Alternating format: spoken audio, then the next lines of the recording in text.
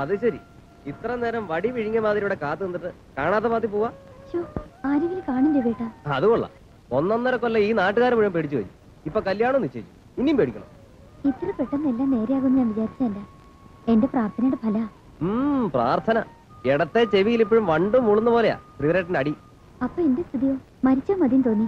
ശ്രീധരേട്ടനെയും കുഞ്ഞാലിക്കയുടെ മുഖത്ത് നോക്കാൻ പറ്റിയില്ല എനിക്ക്. നീ ഇനി അങ്ങനെ ആരുടെ മുഖത്ത് നോക്കാൻ പോണ്ട. ഈ മുഖത്ത് മാത്രം നോക്കിയാൽ മതി. രവിയുടെ അച്ഛനോടും അമ്മയോടും പറഞ്ഞു? ഇല്ല, പറയണം. നിന്റെ അച്ഛനും എന്റെ അച്ഛനും തമ്മിൽ ചേരാനാ ബുദ്ധിമുട്ട്. നിന്റെ അച്ഛന് മനുഷ്യനെ ആസാക്കണ വേറെ വർത്താനമുണ്ട്. എന്റെ അച്ഛനാണെങ്കിലോ ഭൂമിയിലുമല്ല സ്വർഗത്തിലുമല്ല എന്നൊരു മട്ട. കുറെ നുണ പറയേണ്ടി വരും. വെറുതെ അല്ല ആളുകൾ വിളിക്കണത്. എന്നെ ഞാൻ എവിടേക്ക് അന്വേഷിച്ച്? നീ ഇവിടെ കിടന്ന് ലവ് സീനാണല്ലേ? ഞാൻ ഉള്ളിടത്ത് അന്വേഷിച്ചല്ല കാണൂ, അല്ലാതെ അമേരിക്കയിലും ഇംഗ്ലണ്ടിലും പോയി കറങ്ങിയാ കാണോ? മതി മതി. അപ്പൊ അങ്ങോട്ട് കയറാൻ എന്നെ ശ്രീധരേട്ടൻ കാത്തിക്കുണ്ട്. എന്തിനാ? എന്റെ ഭംഗിയുണ്ട് എന്നൊന്ന് കാണാനേ. കാണാൻ തുറക്കിട്ടില്ല. നിന്റെ പൊന്നു മോളെ ഇതിന് നല്ല മൂക്കാരിട്ട് പിടിച്ചോണ്ടി. അല്പം പെശകുള്ള ജാതിയാ. അങ്ങോട്ട് കയറുന്നു. നിങ്ങൾ എന്ത് മനുഷ്യനാ കുഞ്ഞാലിക്ക? എനിക്ക് എന്റെ പെണ്ണിനോട് ഒരു കൊച്ചു വർത്താനം പോലും പറയാൻ നിങ്ങൾ സമ്മതിക്കത്തില്ലോ. അങ്ങോട്ട് മാറിയുന്നേ, ഞാനിപ്പോ വരാം.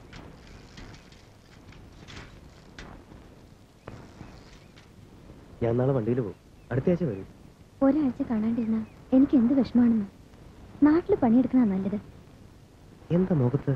എന്താ ഇവിടെ പോകാൻ കുഞ്ഞിരിക്കാൻ. പോവാ.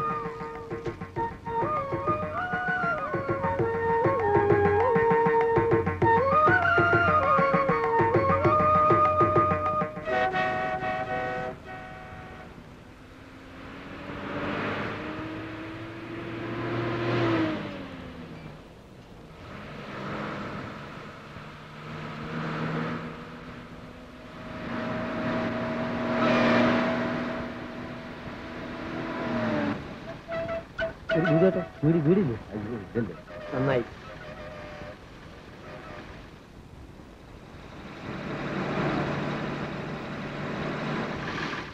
മീശ പറഞ്ഞു പോടാ.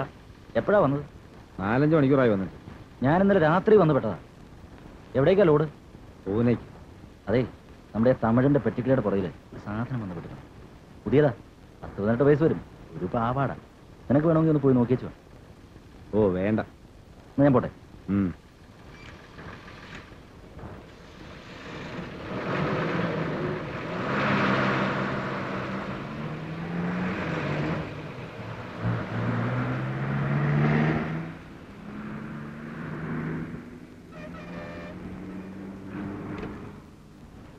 കിട്ടിയോടാ? കിട്ടി. കൈക്കൂലിയുടെ നിരക്ക് കൂട്ടി. ഇപ്പൊ എല്ലാം പണ്ടത്തിന്റെ ഡബിളാ. ഇവന്റെ ഒക്കെ മക്കൾ അനുഭവിക്കും. ഓ പിന്നെ, കൈക്കൂലി ഇല്ലാത്ത എവിടെയാ? എല്ലായിടത്തും. വാങ്ങിച്ചോട്ടെ, ഒരു മര്യാദ വേണ്ടേ? ഇപ്പൊ അവരൊക്കെയാ നന്നാവണേ. കള്ളന്മാരും ചതിയന്മാരും ഒക്കെ. ഇപ്പൊ അവരുടെ കാലമാ.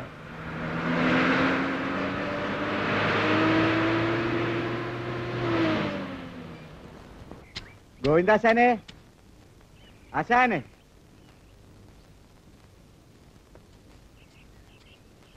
ഗോവിന്ദാശാനെ, ആശാനെ. പപ്പനാവനോ? നമുക്ക് സംസാരിക്കാലോ. വെട്ടുകത്തി. ഞാനിത്തിരി പണിയിലായിരുന്നു. മുറ്റത്ത് മുഴുവൻ പുല്ല. ഇരിക്കെ. രാധേ, രാധേ,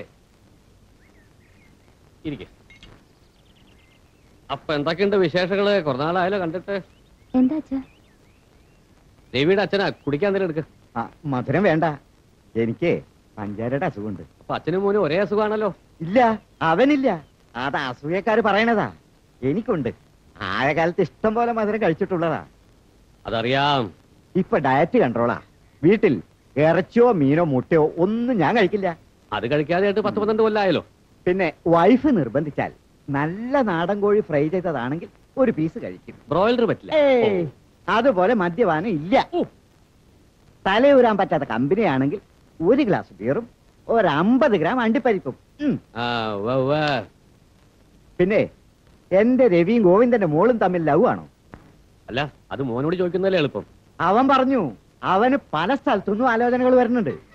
ദേ കഴിഞ്ഞ ആഴ്ച നമ്മുടെ സർക്കിളിന്റെ മൂത്ത മോളുടെ ഒരാലോചന വന്നു. എന്താ കുട്ടിക്ക് കയ്യോ കാലോ കണ്ണോ വല്ലതും ഇല്ലാന്നുണ്ടോ? കുട്ടിയൊക്കെ മിടുക്കി. സർക്കിളായാലും അയാളുടെ തറവാട് മോശ. എന്തായാലും ഭാഗ്യ ആശാന്റെ മോൾക്കാ. അവന്റെ അമ്മാവന് വേണ്ടപ്പെട്ട ബന്ധുക്കളെയും കൂട്ടി ഞാനൊരു ദിവസം വരാം. അതാ നല്ലത്. അല്ലെങ്കിൽ എന്റെ നാക്കിന് ഇത്തിരി ചൊറിച്ചിലുണ്ട്. അത് പിന്നെ പ്രശ്നമാവും. എന്നിട്ട് ഡോക്ടറെ കാണിച്ചില്ലേ? കാണിക്കണം. മോളെ, അവിടെ മധുരം വേണ്ട. ആയ കാലത്ത് പല ചക്കരക്കുടങ്ങളിലും കൈയിട്ട് മധുരം കഴിച്ച് കഴിച്ച് മൂപ്പർക്ക് ഇപ്പൊ മധുരം കഴിക്കാൻ പറ്റാത്ത അവസ്ഥയില അല്ലേ പാപ്പനവ? അച്ഛനത് കുടിക്കും.